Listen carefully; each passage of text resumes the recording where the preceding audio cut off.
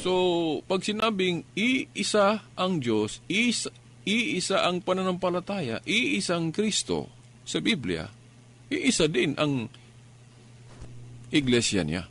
Yun naman ang sinabi niya kay Pedro sa pagtatag niya sa iglesia. Tatagin ko ang aking iglesia, singular, iisa lang. At sabi ni Juan, hindi po maganda kung iiwanan natin ang iglesyang ito, tapos magtayo tayo ng sarili nating iglesia at pangalanan din natin sa isang katawagan na mababasa sa Biblia. Ang mangyayari tuloy ay hindi tunay. Kahit na ang itatawag natin, Iglesia ni Kristo o Iglesia sa Diyos, title na mababasa sa loob ng Biblia, pero ang pinangalanan ay hindi totoo. So para bang ako, halimbawa, magtayo ako ng isang bahay at ang ipangalan ko sa bahay na yon ay hindi ang pangalan ko sa ibang tao. Anong masasabi mo niyan? Hindi pagsasabi ng totoo. Ako ang nagtayo sa isang bahay na yon, pero ang ipangalan ko ay pangalan na hindi pangalan ko. Hindi pagsasabi ng totoo yan. Yan naman ang mga nangyayari ngayon. Maraming mga kapatid natin na nagbasa lang ng Biblia at nagtayo ng mga iglesia. Bagong mga iglesia, tinatayo at ginamit yung mga pangalan na hindi sa kanila, yung mababasa sa Biblia. Bakit naman nila gawin yon? Dahil kapag magsasabi sila ng totoo, walang maniwala sa kanila. Example, masakit ito pero itong totoo. Bakit si kapatid na Felix Manalo nagtatag ng isang iglesia na pinangalan ng Iglesia ni Kristo na hindi naman si Kristo ang nagtatag? Malinaw, si kapatid na Felix nagtatag ng isang iglesia. Dapat ang totoong pangalan sa iglesia na natatag niya noong 1914, iglesia ni Igsoon o ni kapatid na Felix Manalo. Kung ang pag-usapan natin, pagsasabi ng totoo, yun sana ang pangalan sa iglesyang yon. Dahil ang tunay na iglesia, natatag ng ating Panginoong Hesukristo, hindi noong 1914, but unang siglo, 33 AD. So, ang iglesia ni Kristong tunay, yung grupo o iglesia na nagsimula noong pagkatatag ng ating Panginoong Hesukristo. Sa history, nalaman natin 33 AD. Nasa unang siglo yan. Dahil ang unang siglo, first 100 years, from 1 AD to 100 AD, yan ang unang siglo. At ang 33 AD, nasa malapit ng kalagitnaan ng 100 years. 33 AD. O 33 AD. At may promise, may pangako ang ating Panginoong Hesukristo sa Mateo 16, versikulo 18 at 19 at kapitulo 28 ng Mateo sa mga huling talata. Sinabi na very firm, matibay po ang iglesia dahil nandyan ang Espiritu Santo. Gumagabay sa Kanya. So, hindi matalikod. Ibig sabihin, magpapatuloy ang iglesia na natatag ng ating Panginoong Hesukristo noong unang siglo. Yun ang tunay na iglesia ni Kristo. Iisa lang. Bakit maggawa pa tayo ng isang iglesia at tawagin nating iglesia ni Kristo na ang tunay na iglesia ni Kristo nagsimula man noong 33 AD? At gagawa pa tayo ng mga kung ano-anong pag-twist, no?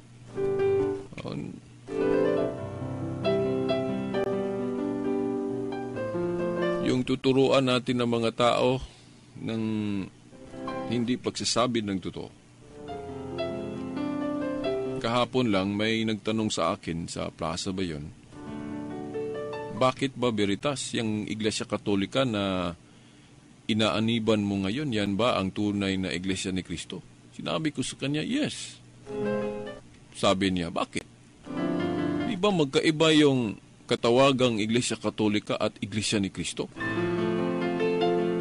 O siguro, kung pag-usapan natin ang katawagan, magkaiba nga. Ang pagbigkas natin, Iglesia Katolika, Iglesia ni Kristo, magkaiba. Pero ito, si Simon, sa Biblia, sinabi ko sa kanya, si Simon, pinangalanan siya ng Pedro. Ngayon, Simon at Pedro magkaiba sa pagbigkas natin. Magkaibang pangalan yon, di ba? Simon, Pedro. Pero tanong, magkaiba ba si Simon at Pedro? Hindi, iisa lang.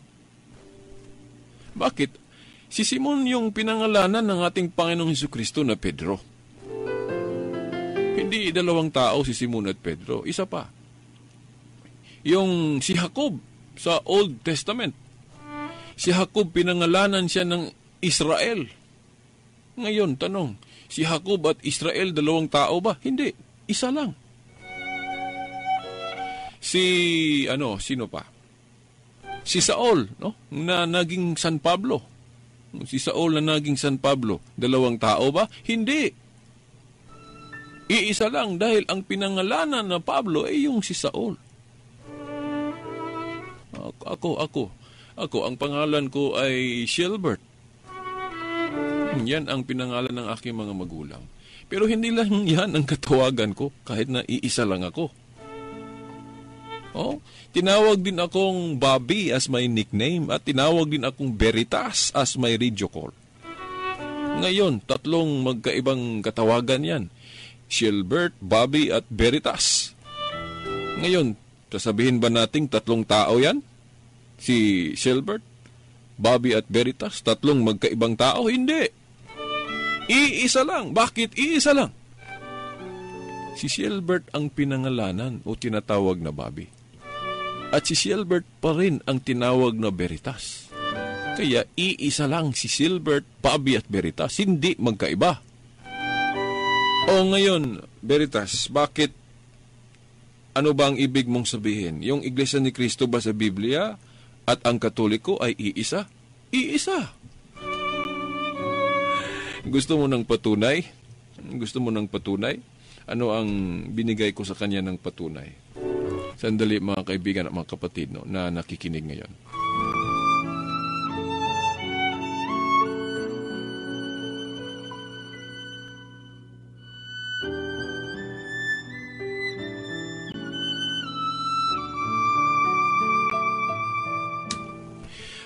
Ito na ang patunay. By the way mga kaibigan at mga kapatid, humingi ako sa inyo ng tawad dahil sinabi ko kanina na ang topiko natin ay tungkol sa pagtawag ng Ama. Pero hindi ko matanggihan ang siguro, sa akin lang pandamdam, ang direksyon ng gusto ng Espiritu siguro, ng Espiritu Santo. Dahil ito ang na-prioritize natin. Yung pagtawag ng Katolika sa Iglesia na natatag ng ating Panginoong Jesucristo.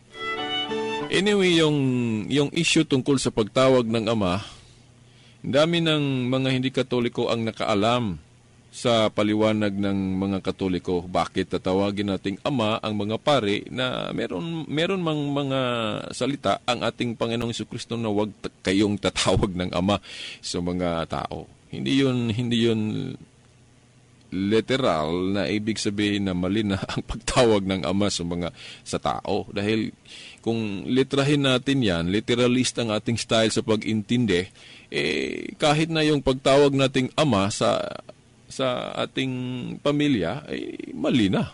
At hindi lang Ama, yung pagtawag ng teacher. Dahil hindi lang yung Ama ang sinabi ng Panginoong Jesucristo sa mga talatang yon. Kahit na yung teacher ay isa lang, ang ating Panginoong Jesucristo. Bakit marami tayong teacher ngayon? Hindi ang ganyan ang pag-unawa natin. Kung unawain natin ang mga sinabi ng Panginoong Jesucristo sa Kapitulo 23 ng Mateo, basahin natin ang buong chapter ng Matthew 23. Ang ibig sabihin ng ating Panginoong Jesucristo doon, yung mga Pharisees, yung mga Hudeo na mali ang kanilang mga attitude o mga gawain sa kanilang pagiging otoridad. Parang ginagawa nila ang kanilang mga sarili na parang Diyos.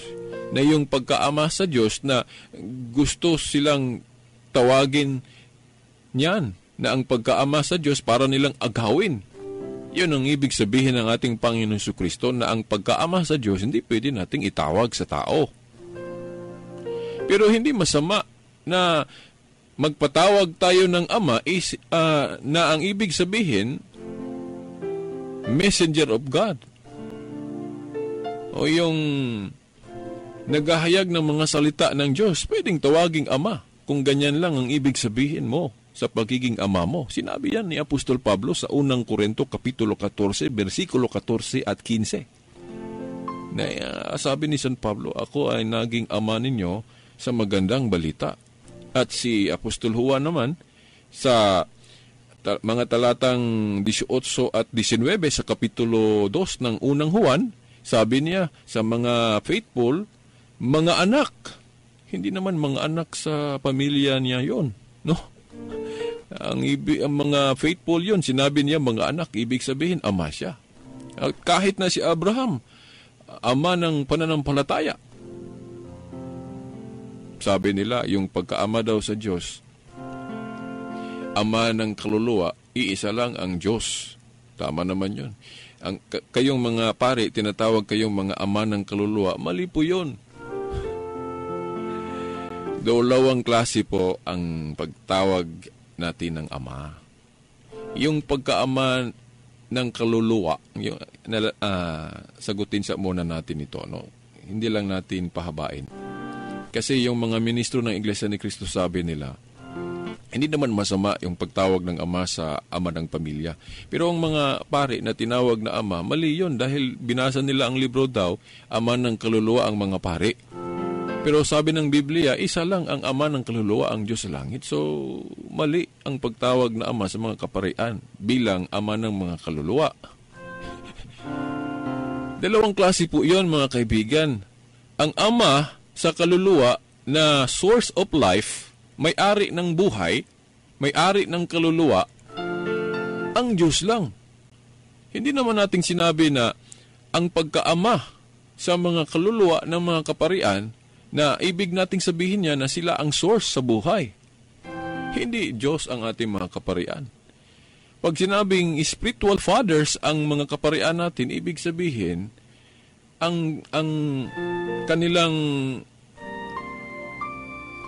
kanilang trabaho kasi, yung pagpakain sa atin ng mga salita ng Diyos. Ano ba ang mga salita ng Diyos? Spiritual foods. Spiritual foods yung mga salita ng Diyos. Hindi po yan pagkain. Ang mga pare natin, pinapakain nila sa atin, hindi yung pagkain na para sa katawan natin, kundi para sa soul natin. Para sa ating kaluluwa.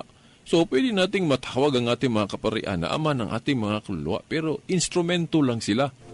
Pero hindi sila ama sa ating mga kaluluwa, na ibig sabihin sila ang owner of life. Sila ang simula ng ating buhay. Hindi, sa Diyos lang. So, katulad sa pagtawag nating ama sa ama ng isang pamilya, magkaiba sa pagkaama sa Diyos. Ganon. Hindi ito nila nauunawaan.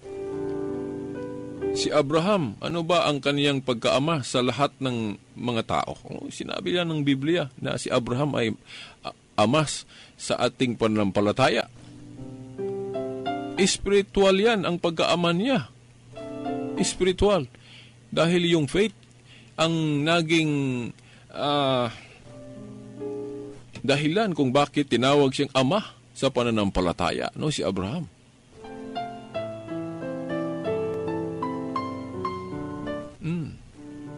Ibig sabihin, ang pagkaama sa Diyos, hindi nating pwedeng itawag sa kanino man dito sa lupa. Pero ang pagkaama na ang ibig sabihin, yung yung sa Bisaya, pasulugoon o servant. Yung pagkaama na ang ibig sabihin servant. Kagaya sa pamilya, ang ama, servant yung ama dyan, no? Na pakanin niya ang kanyang mga anak. Ganon din ang mga kaparian. Ang mga pagkapare nila, ang pagkaama nila, servant sila. Servant leaders. Hindi yan masama. Ang pagkaama lang sa Diyos, yung gusto mong agawin ang ang pagka-Diyos, ang pagkaama ng Diyos, yun ang ibig sabihin ng ating Panginoon Jesucristo. Huwag niyong itawag sa mga tao. At maraming mga talata ng Biblia na patunay natin na hindi po masama ang pagtawag ng Ama sa mga ministro ng Diyos dito sa lupa. Kung alam ninyo ang Facebook ko at ang website ko, nandun ang detalye ng mga kasagutan natin. Ang veritas899.weebly.com at yung Facebook ko, ang pangalan ko Silbert Adriatico Dundoyano. Kung mahanap ninyo, hanapin nyo sa mga notes ko. At saka yung mga links ko, yung mga paliwanag natin tungkol sa pagkaama ng ating mga kaparian. Nagpapasalamat ako dahil maraming nagpapasalamat sa mga post natin dyan sa Facebook at sa yung pinopost natin sa ating website dahil sabi nila naliliwanagan daw sila sa ating mga ginagawa sa ating website at sa ating Facebook, yung mga na-post natin sa Facebook. Maraming salamat naman sa yung compliments ninyo dahil the more na gagawin natin ang ating gawain as Catholic faith apologist o Catholic faith defender. O balik tayo sa yung pagtawag na bakit ba yung Iglesia ni Cristo ba daw sa Biblia at ang Katoliko iisa? Huwag niyong kalimutan yung sinabi ko kanina, yung line of argument natin. Iisa lang si Simon at Pedro, hindi dalawa. Kahit na magkaiba ang pangalan na yun, Simon at Pedro. Magkaiba ang pangalan, pero iisa lang ang tinutukoy. Di ba? Si Saul, tinawag na Pablo, iisa lang si Saul at Pablo. Si Jacob, tinawag na Israel, iisa lang si Jacob at Israel. Dahil iisa lang ang tinawag sa mga magkaibang pangalan na yun. Ano ba ang patunay natin? Kahit na kayong mga nakikinig ngayon, ano ba ang ibig mong sabihin, Veritas? Ang Iglesia ni Cristo ba sa Biblia at Katoliko ay iisa? Ang sagot ko, yes. Ngayon, sabi ninyo, siguro, ano bang patunay mo? Ang pinangalanan ba, ang tinawag ba na Katolika ay yung Iglesia na natatag ng ating Panginoong Kristo? Dahil kaya masabi natin, iisa lang ang Iglesia ni Kristong tunay at ang Iglesia Katolika? Yes! Malaking yes ang sagot ko. Ano ang patunay natin? Malakas po ang patunay natin. Bakit? Itong babasahin natin ngayon, binasa din ito sa mga kapatid nating mga ministro ng Iglesia.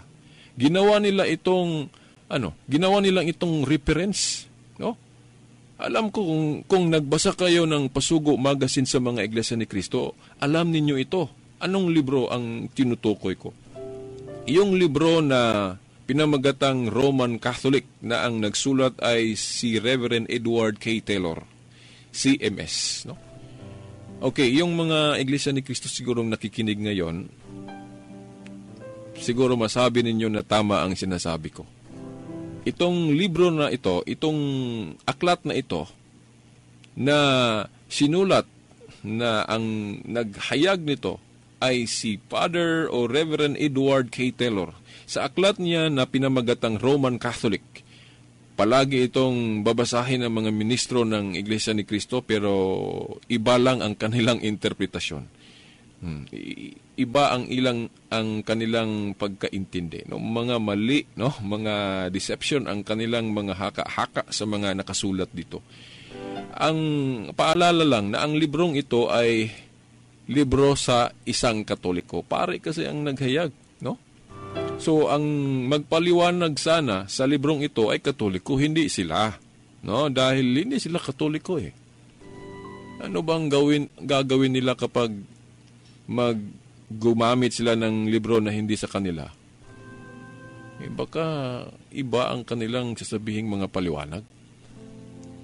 Ang may karapatan na mag-explain sa librong yon ay Katoliko dahil ang librong yon ay Katoliko. No? Di ba mga kaibigan, mga kapatid, anong mababasa natin sa libro na pinamagatang Roman Catholic by Reverend Edward K. Taylor? isang pare. Sa pahina 3 sa librong yon, mga kaibigan, mga kapatid, ito ang ating mababasa. Catholic is the ancient name by which the Church of Christ has been known for 19 centuries. And this name was given to her not for reasons of controversy. No? Sa mga salitang ito palang malinaw na ang Church of Christ, Catholic. Bakit? Anong sinabi? Catholic is the ancient name by which the Church of Christ has been known for 19 centuries. So, ang tinutukoy dito na Church of Christ ay Catholic. Ang Church of Christ, tinawag din Catholic, no? Nakilala din na Catholic ang Church of Christ. So, iisa lang ang Church of Christ at Catholic. At hindi lang yan, mga kaibigan, mga kapatid, no? Ituloy ko ang pagbabasa. Ulitin ko lang muna ang mga nabasa ko na at ituloy natin sa unahan. Catholic is the ancient name by which the Church of Christ has been known for 19 centuries. And this name was given to her not for reasons of controversy to prove something, but because it identifies her uniquely.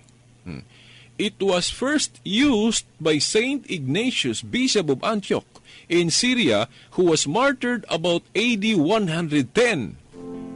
The church founded by Christ is here for the first time called the Catholic Church, a name clearly to denote the church throughout the world in union with the See or Diocese of Rome. It was to stress the unity of the universal church that Saint Ignatius invented the name.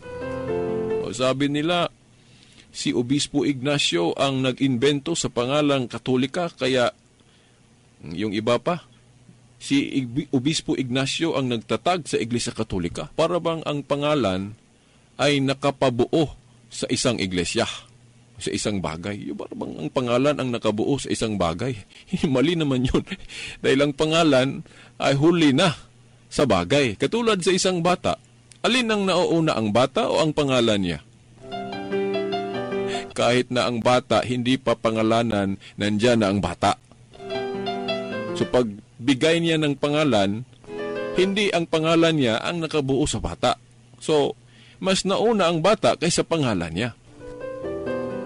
Ang Iglesia ni Cristo, ang tinatawag ni Obispo Ignacio na Katoliko, therefore, iisa lang ang Iglesia ni Cristo at Iglesia Katolika. So bakit mag-Iglesia ni Cristo pa ang mga Katoliko na itong Iglesia Katolika, ito na ang tunay na Iglesia ni Cristo? So, mga kaibigan, mga kapatid, anong masasabi natin sa mga ginagawa nila?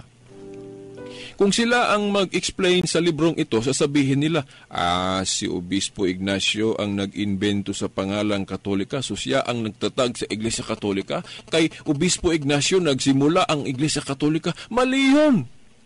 Dahil ginagawa nila na ang pangalang Katolika ang nakabuo sa grupo na Katoliko o sa Iglesia Katolika. Hindi ganon, dahil ang pangalan huli na. Kahit na hindi pa pangalanan na Katolika, nandyan na ang grupo na tinawag na Iglesia ni Cristo. Pinangalan ng Katolika, so iisa lang ang Iglesia ni Cristo at Iglesia Katolika. Kung sila ang mag-explain, ibahin nila. Anong klaseng tao sila, mga kaibigan at mga kapatid? At maraming nadaya nila, di ba? Mga kaibigan at mga kapatid, kung magtuturo sila sa radyo, kayong mga Katoliko, hindi kayo maliligtas kung hindi kayo mag-iiglesia ni Cristo. Ibig lang sabihin, ang Iglesia Katolika, hindi Iglesia ni Cristo. Mali po yun. Alam naman ng mga ministro, maraming libro ang babasahin nila na mga pare daw, nagsasabi na Iglesia ni Cristo ang tunay. Tama yun. Pero ang Iglesia ni Cristo na ibig sabihin sa paring yun, ay isa lang. Isa lang. Katoliko yun. Hindi yung kay kapatid na Felix, dahil ang Iglesia ni Cristo ni kapatid na Felix ay 1914 nagsimula. Samantalang ang tunay na Iglesia ni Cristo, 33 AD pa lang, nagsimula na. Anong masasabi natin sa ginagawa ng mga ministro ng Iglesia ni Cristo? Di ba pandaraya yun, mga kaibigan, mga kapatid? Masakit ito. Alam kong masakit ito. Pero totoo. Hindi naman lahat na katotohanan ay matamis. Meron namang masakit talaga. Anong sabi ng Hebrews 4:12, mga kaibigan, mga kapatid? Ang mga salita ng Diyos ay masakit. Bakit masakit? Kung matamaan tayo, talagang masakit. No, masakit. Pero ibang sakit ito kung tanggapin natin. Makabubuti sa atin like yung sakit sa bata, no, na kung kapag yung i-injectionan siya, mag-inject ang isang nurse o isang doktor ba sa bata, pero bakuna, yung kahit na masakit pero makabubuti sa bata, di ba? Tanggapin natin na ang sakit yun para sa bata, yung injection, dahil makabubuti sa bata ang sakit na yun. Di ba? Yun din ang katotohanan. Masakit pero kailangang tanggapin dahil makabubuti sa atin. Ito naman, no? Anong sinabi dito? It was first used by Saint Ignatius, Bishop of Antioch in Syria, who was martyred about AD 110. The church founded by Christ, ang iglesia ang iglesia daw na natatag ng ating Panginoong Hesukristo, pinangalanan na Iglesia Katolika. Tinawag na Iglesia Katolika ang iglesia na natatag ng ating Panginoong Hesukristo. Therefore, mga kaibigan at mga kapatid, iisa lang ang Iglesia ni Kristo at ang Iglesia Katolika. Bakit? Dahil ang tinawag ni Obispo Ignacio na Iglesia Katolika ay yun mang iglesia na natatag ng ating Panginoong Hesukristo. So, iisa lang. Kagaya sa sinabi nating Simon at Pedro, hindi dalawang tao si Simon at Pedro, iisa lang. Kahit na dalawa ang katawagan niya, Simon and then Pedro. Si Jacob, tinawag na Israel, hindi dalawang tao si Jacob at Israel. Mga kaibigan at mga kapatid, iisa lang. Ako, si Shelbert, tinawag na Bobby at Veritas, hindi tatlong taong magkaiba. Si Shelbert, Veritas at Bobby, iisa lang. So, dahil ang Iglesia ni Kristo, tinawag na Katoliko, so therefore, iisa lang ang Iglesia ni Kristo at Iglesia Katolika. So tapos, padadaya pa rin tayo mga Katoliko. Kung magsasabi ang mga ministro na mag-Iglesia ni Kristo kayo, iwanan yung Katoliko na yan dahil hindi yan ang Iglesia ni Kristo. Pandaraya ron mga kaibigan at mga kapatid. Hindi na kailangang mag-Iglesia ni Kristo tayo mga Katoliko dahil itong Iglesia Katolika, ito na ang tunay na Iglesia ni Kristo. Sa Biblia kasi, hindi lang isa ang katawagan sa iglesia na natatag ng ating Panginoong Kristo. So, mali yung sinabi nila na isa lang ang katawagan sa iglesia ni Kristo lang. Hindi, mali yun. Kung puntahan natin si San Pablo, tinawag niya itong iglesia ng Diyos. Iglesia ng mga banal. Iglesia sa Korinto dahil may mga taga-Korinto na naging kaanib. Tinawag din itong mga Kristiyano o Christians. Ang daming katawagan sa iglesia, sa iisang iglesia na natatag ng ating Panginoong Kristo, pero iisa lang ito. So kahit tawagin pa ito sa ibang pangalan, pero ang itinutukoy ay iisa lang, hindi po marami. Kahit na ikaw naman siguro ngayon, hindi lang isa ang katawagan mo, pero iisa ka lang. Diba mga kaibigan mga kapatid? So, kayong mga Katoliko na nakikinig kayo, huwag kayong padadaya sa mga ministro ngayon na sasabihin nilang iwanan ninyo ang Katoliko tapos mag-Iglesia ni Kristo kayo. Mali yun. Deception yun. Bakit? Dahil ang Iglesia ni Kristo, tinawag na Katoliko, so iisa lang ang Iglesia ni Kristo at Katoliko, hindi dalawa. Katulad sa pagsasabi na si Simon tinawag na Pedro, hindi po dalawang tao si Simon at Pedro. Itong kapatid ninyo, Shelbert, tinawag din na Bobby, tinawag din na Veritas. Hindi tatlo si Bobby, Shelbert at Veritas. Iisa lang. Mga kaibigan at mga kapatid, wala na po tayong oras. Pasensya na. Meron pa sanang ihayag ko dito tungkol dyan. May mga bersikulo pa ng Biblia na magandang gagamitin natin in support bakit Katoliko ang palatandaan sa Iglesia ni Kristong tunay sa mga panahong ito. Siguro sa susunod na palatuntunan natin, sa susunod na linggo kung papayag pa rin ang ating Panginoon na magpatuloy ang ating palatuntunan.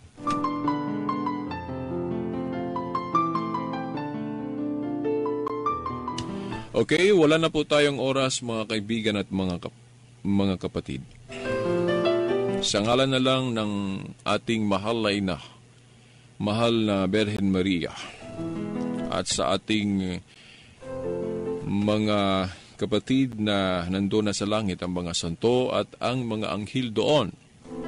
Itong lingkod ninyo sa palatuntunang ang liwanag sa pananampalatahang Katoliko, Silbert Dondoyano Sr. alias Veritas, kasama ang aking mga kaibigan sa technical side, Danny Luod at Tax Ilumba. Sa ngalan ng Ama, ng Anak at ng Espiritu Santo. Amen.